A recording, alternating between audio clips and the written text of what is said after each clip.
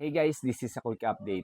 For Stefan who helped Mama Dog, thank you so much. So I bought Mama Dog probiotics, two probiotics, and then two pet eye wash, two pet skin spray, and one fish oil, and another probiotics. This one, I think this is focused on a bully dog.